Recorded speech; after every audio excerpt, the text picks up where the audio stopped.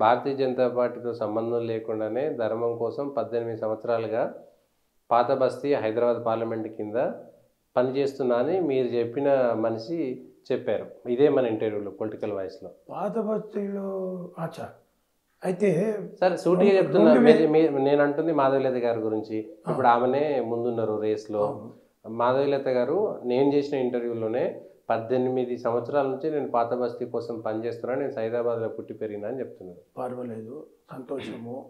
కానీ కొన్ని చెప్పే మాటలు ఏవైతుంటే వాస్తవాలు ఉండాలి. పాత బస్తీలో చార్మినార్ దేవాలయం దగ్గర, భాగ్యలక్ష్మి అమ్మవారి దేవాలయం దగ్గర మజ్లిస్ పార్టీ వాళ్ళు దాడులు చేసి అక్కడ దీపావళి పండుగ జరగకుండా ఏదైతే కుట్ర చేసారో ఆ గొడవలు అయినప్పుడు వాళ్ళు ఎక్కడ పోయారు?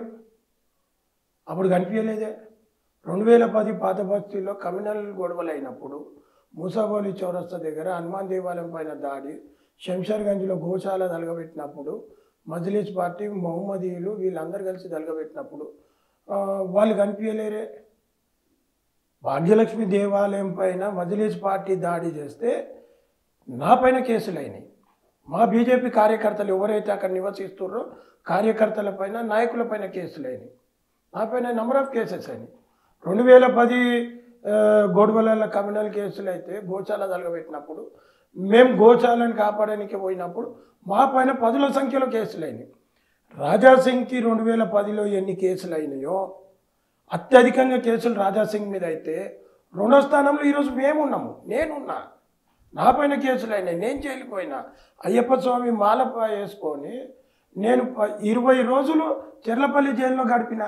అప్పుడు వీళ్ళు ఎవరు కనిపించలేరే టికెట్ కోసం.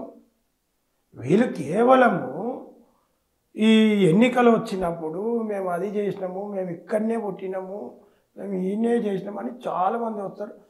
వాళ్ళు ఒక్కరే కాకుండా ఇంకా చాలామంది వస్తుంటారు, పోతుంటారు. కానీ అక్కడ జరిగేటువంటి పాత బస్తీలో హిందువులకు మద్దతుగా హోమాలు అవన్నీ నిర్వహించేటువంటి కార్యక్రమాలు చేసి వాళ్ళలో ఒక చైతన్యం తీసుకొస్తున్నారు కదా. అంటే పూజలు ఎవరైనా చెయ్యొచ్చు.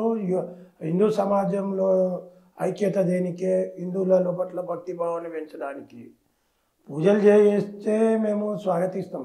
కానీ పూజలు చేస్తూ నేను ఎంపీ క్యాండిడేట్ అంటే పాత బస్తీ గురించి ఏం తెలుసు అని.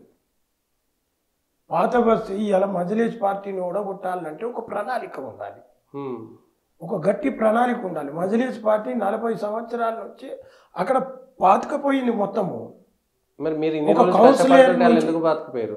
ఇన్ని సంవత్సరాల నుంచి మీరు కష్టపడుతారు కదా, మరి వాళ్ళు ఎందుకు పాతుకుపోయారు? అప్పుడు మీరు చేసిన కష్టానికి ఎందుకు బీజేపీ అక్కడ పెరగలేదు? అంటే గతంలో మేము హైదరాబాద్ పార్లమెంట్లో ఒకటి మహారాజ్గంజ్ సీటు, ఒకటి కార్వాన్ సీటు, ఒకటి మలక్పేట, 3 స్థానాలు బీజేపీ గెలిచేటివే. 3 స్థానాలు హైదరాబాద్ పార్లమెంట్లో మేము గట్టిగా ఉండే. ఒక 20 సంవత్సరాల వరకు మేము భారతీయ జనతా పార్టీ పటిష్టంగా ఉంది.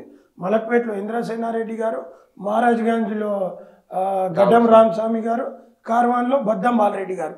బాలరెడ్డి గారు 3 సార్లు గెలిచారు, ఇంద్రసేనారెడ్డి గారు 4 సార్లు గెలిచారు. ఇదే హైదరాబాద్ పార్లమెంట్లో.